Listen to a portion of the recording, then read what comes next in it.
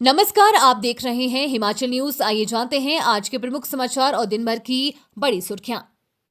अब हर बस की लोकेशन होगी ट्रैक, इमरजेंसी बटन से तुरंत पहुंचेगी मदद। हिमाचल पथ परिवहन निगम की बसों में अब यात्रियों की सुरक्षा और निगरानी को और अधिक सुदृढ़ किया जाएगा। निगम की बसों में जल्द ही AIS 140 मानक के व्हीकल लोकेशन ट्रैकिंग डिवाइस लगाए जाएंगे। केंद्र सरकार की ओर से राष्ट्रीय परमिट प्राप्त सार्वजनिक सेवा वाहनों में इस तकनीक को अनिवार्य किए जाने के बाद HRTC ने इसकी खरीद प्रक्रिया शुरू कर दी है। निगम प्रबंधन के अनुसार इन आधुनिक डिवाइस के माध्यम से बसों की रियल टाइम लोकेशन की सटीक जानकारी प्राप्त की जा सकेगी। इससे न केवल संचालन की निगरानी आसान होगी, बल्कि यात्रियों को भी बसों की स्थिति के बारे में अपडेट मिल सकेगा। इस दिन हो सकती है पंचायत चुनाव की तारीखों की घोषणा। आयोग ने बुलाई बैठक। हिमाचल प्रदेश में पंचायत चुनाव की तैयारियां तेज हो गई है। आरक्षण रोस्टर जारी होने के बाद अब राज्य चुनाव आयोग चुनावी कार्यक्रम को अंतिम रूप देने की प्रक्रिया में है। माना जा रहा है कि आयोग जल्द ही पंचायत चुनाव की आधिकारिक घोषणा कर सकता है, जिसकी संभावित तारीख 21 अप्रैल के आसपास मानी जा रही है।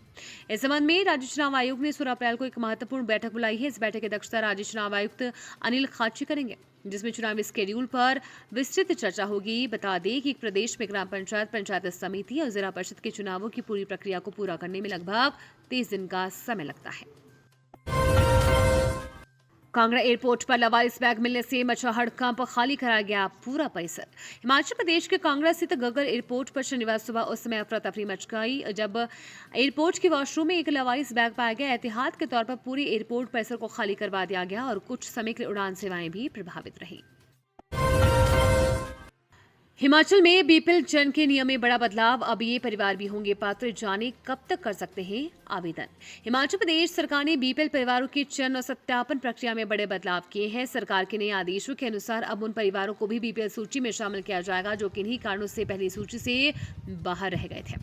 नई व्यवस्था के तहत ऐसे परिवार भी BPL सूची में शामिल किए जाएंगे जिन्होंने वित्त वर्ष 2025-26 के दौरान मनरेगा, विकसित भारतीय रोजगार एवं आजीविका मिशन ग्रामीण VBG रामजी के अंतर्गत कम से कम 5 दिन कार्य किया है। सरकार का मानना है कि इससे वास्तविक जरूरतमंदों की पहचान बेहतर तरीके से हो सकेगी और चयन प्रक्रिया में पारदर्शिता बढ़ेगी। सरकार ने स्पष्ट किया है कि पहले से तैयार BPL सूची में कोई बदलाव नहीं किया जाएगा। इसके बजाय छूटे हुए पात्र परिवारों को शामिल करने के लिए अलग से प्रक्रिया अपनाई जाएगी। शिमला के रामपुर में भीषण हादसा, 26 वर्षीय डंपर चालक की मौत, एक अन्य वाहन भी क्षतिग्रस्त। शिमला जिले के रामपुर उपमंडल में एक भीषण सड़क हादसा पेश आया है। यहां एक अनियंत्रित डंपर ने एक भवन और सड़क किनारे खड़ी एक अन्य गाड़ी को जोरदार टक्कर मार दी। इस दुर्घटना में डंपर चालक की मौके पर ही दर्दनाक मौत हो गई है। वहीं सूचना पर पहुंची पुलिस ने मामला दर्ज कर जांच शुरू कर दी है।